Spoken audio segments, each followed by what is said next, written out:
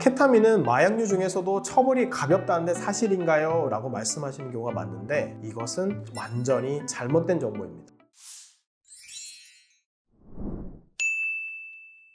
오늘은 의료용 마약에 해당하는 케타민에 대해서 알아보려고 합니다. 케타민이 뭔가요? 사실 케타민은 동물용 마취제로 쓰이는 무색 무취의 향정신성 의약품으로 마약에 해당합니다. 많은 병원에서 수면 유도제 등으로 주목받고 있는데 오남용을 할 경우에는 환각의 증상, 흥분을 유발하거나 하는 부작용이 발생하기 때문에 당연히 마약으로 분류되어 있고 엄격하게 관리가 되고 있습니다. 최근에 문제됐던 사건 중에서는 우리나라에서 배우 유아인 씨가 한 마약 그리고 클럽 버닝썬 사건에서 쓰여졌던 마약으로도 많이 알려져 있습니다. 케타민은 병원에서만 정해진 방법으로 그 장부를 관리하면서 엄격하게 사용되도록 제한되어 있지만 오남용이 점차 크게 확산되고 있어서 매우 문제되고 있습니다. 지난해 2023년 우리나라 서울 강남구가 마약 사건이 가장 성행한 곳인데 그 이유로 하나가 병원으로 꼽히고 있습니다. 서울에서 의료용 마약류가 취급하는 병원이 현재 강남에 가장 많기 때문입니다. 중독성 의료용 마약류로 분류되고 있는 케타민은 서울시 전체의 76%, 프로포폴은 44%가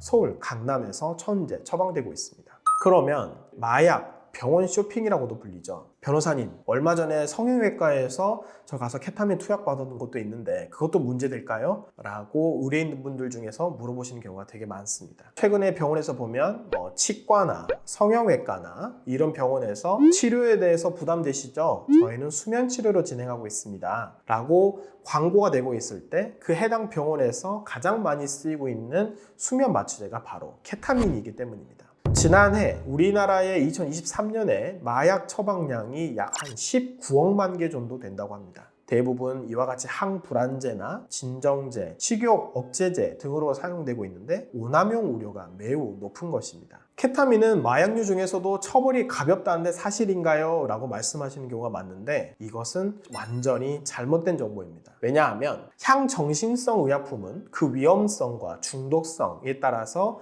가류부터 나, 다, 라류까지 분류가 되고 있는데요. 케타민은 이 중에서 가장 위험성이 높다라는 바로 그 다음에 있는 나류, 두 번째 해당하기 때문입니다. 이 나류에는 필로폰도 해당합니다. 케타민을 해외에서 투약한 경우, 국내에서도 투약한 경우 역시 동일하게 10년 이하의 징역 그리고 1억 원 이하의 벌금형에 처해지도록 규정하고 있습니다. 특히 수입해온 케타민의 시가가 5천만 원 이상인 경우에는 무려 무기징역 그리고 10년 이상의 징역형만을 규정하고 있는데요. 그 처벌 수위가 무려 살인죄만큼이나 높다는 것을 봐도 충분히 알 수 있습니다. 따라서 변호사님, 저 케타민을 사실 투약해서 지금 현재 수사받고 있는데 저 기소유예를 받고 싶습니다 라고 말씀하시는 경우가 많은데 기소유예 가능성이 사실 높지 않다고 보는 게 사실입니다. 케타민의 경우에는 필로폰과 동일하게 기소유예 받을 가능성이 높지 않고 따라서 매우 적극적으로 대처를 할 필요가 있습니다. 현재 본인이 마약 전과가 기존에 있었는지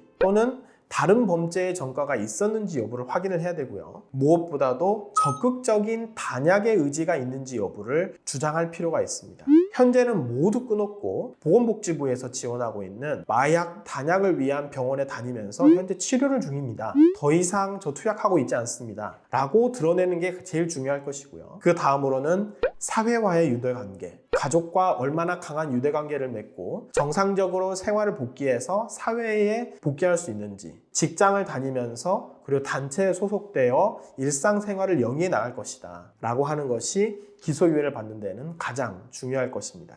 마약 사건은 당사자의 협조 없이는 마약 투약 장소, 구매처 등 그 자체적으로 모든 진실에 대해서는 파악하기 어려운 그 특징이 있습니다. 그렇다 보니 실제 연루된 범죄에 해당하지 않음에도 불구하고 수사 과정에서 오해나 그리고 다른 공범들이 본인에게 책임을 전가하는 문제가 발생하곤 합니다. 만약에 본인이 억울하게 마약 사건에 연루가 되었다면 변호인의 도움을 받아 불이익을 없앨 수 있고 앞으로 어떤 방향으로 진술을 해야 가장 유리한지에 대해서도 저희가 도움을 드릴 수 있을 것 같습니다. 현재 마약 사건으로 수사를 받고 있다면 언제든지 연락 주시면 저희가 친절하게 도움을 드릴 수 있도록 하겠습니다. 감사합니다.